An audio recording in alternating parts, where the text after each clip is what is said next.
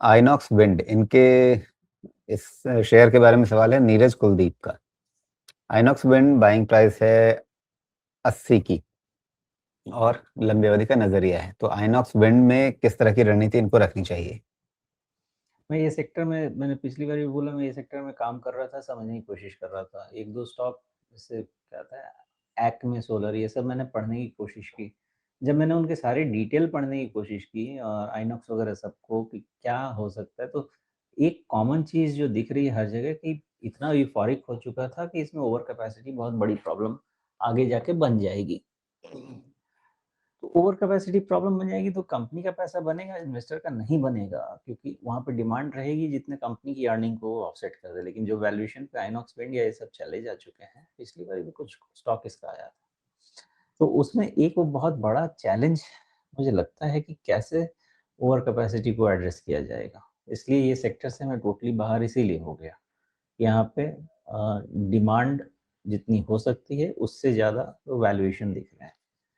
इसलिए आइनॉक्स विंड हो या कोई भी अल्टरनेट सोर्स ऑफ एनर्जी वाला स्टॉक हो, उसे प्राइस लेवल से ही समझना बेहतर लगता है मुझे आज के तारीख में। तो यही मेरा जवाब है और मैं बहुत अभी इस पे कॉन्फिडेंस मुझे तो नहीं आ रहा जिस तरह के हालात हैं इवन आइनॉक्स विंड में। जी, टेक्निकली यहाँ 80 के आसपास है और वही जो हमारे दर्शक हैं नीरज, उनकी खरीदारी का भाव भी है। तो क्या यहाँ से अभी ये और फिसलने की तरफ बढ़ता हुआ दिख रहा है? और क्या जो मैं सपोर्ट जोन देख रहा था या कंसोलिडेशन जोन, दरअसल जो 2023 नवंबर में बड़ी चाल आई थी और आगे वो बढ़ती गई चाल, वो चाल 50-60 के बीच में शुरू हुई थी और इस समय जिस तेजी से गिर रहा है, क्या ये खतरा है कि ये वापस उसी दौर में पहुंच जाए? एक बार में नहीं जाएगा, क्योंकि बहुत ज़्यादा ओवरसोल्ड इतने समय से गिर रहा है और इतनी तेज़ी से अभी बाजार भी गिर रहा है कि ये सब ओवरसोल्ड सिचुएशन है।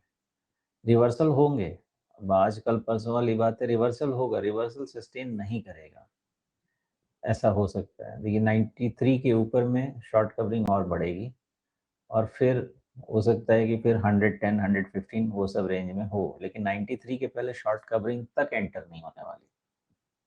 इसलिए वो इमीडिएट वीकनेस में है, ओवरसोल्ड है, बट पहला इंडिकेटर आपके पास 93 का है, उसके पहले कोई होप लेने की जरूरत ही नहीं।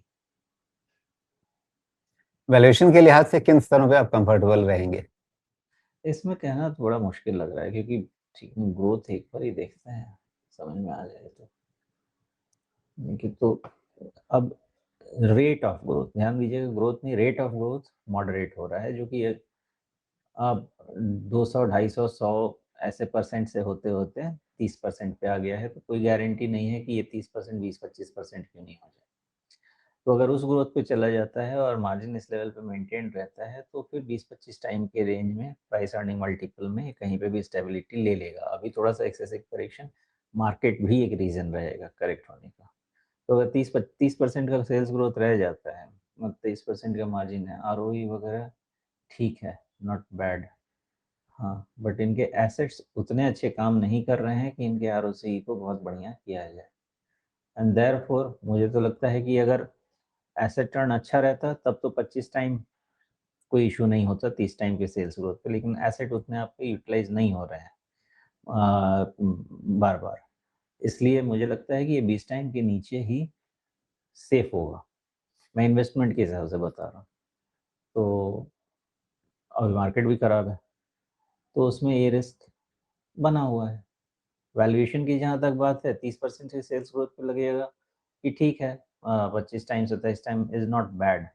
बट अगर आप जाके देखेंगे रेट ऑफ ग्रोथ जिस तरह से कम हो रहा है, तो हो सकता है कि ये खराब लगे, और खराब है, होना चाहिए, बिकॉज एसेट टर्न अच्छे नहीं है।